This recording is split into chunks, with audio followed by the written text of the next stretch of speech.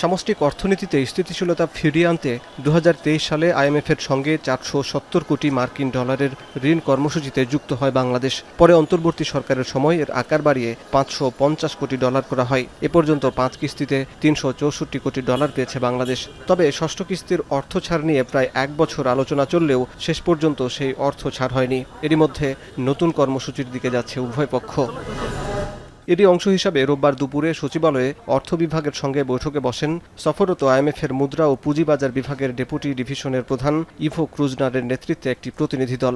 বৈঠকের বিষয়ে অর্থমন্ত্রী জানান, দেশের স্বার্থকে প্রাধান্য দিয়েই আইএমএফের সঙ্গে নতুন ঋণ কর্মসূচিতে যুক্ত হচ্ছে সরকার। পূর্বের ঋণ কর্মসূচি নিয়েও সমালোচনা করেন তিনি।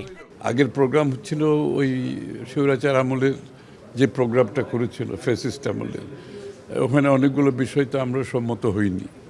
তো সেই কারণে আমরা সেই প্রোগ্রাম থেকে বেরিয়ে আসছি, এখন আবার নতুন প্রোগ্রামে যাচ্ছি।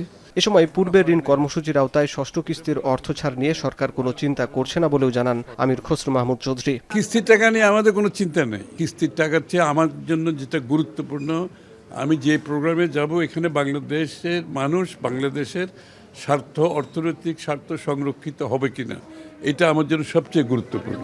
ঢাকা সফর শেষে আইএমএফের প্রতিনিধি দল ওয়াশিংটনে সদর দপ্তরে মূল্যায়ন প্রতিবেদন জমা দেবে। সেই মূল্যায়ন ইতিবাচক হলে আগামী অক্টোবরে আইএমএফ ও বিশ্বব্যাংকের বার্ষিক সভার পর নতুন ঋণ কর্মসূচি নিয়ে আনুষ্ঠানিক আলোচনা শুরু করতে আরেকটি মিশন ঢাকায় আসতে পারে। এই দেশে মানুষ আসবে, এই দেশের উপর আস্থা রাখবে, পিছনে নীতিতে একটা বড় ভূমিকা আছে এখানে। হাসিব বিল্লাহ, এখন ঢাকা। আজকে হবে না, কারণ হচ্ছে আমরা তো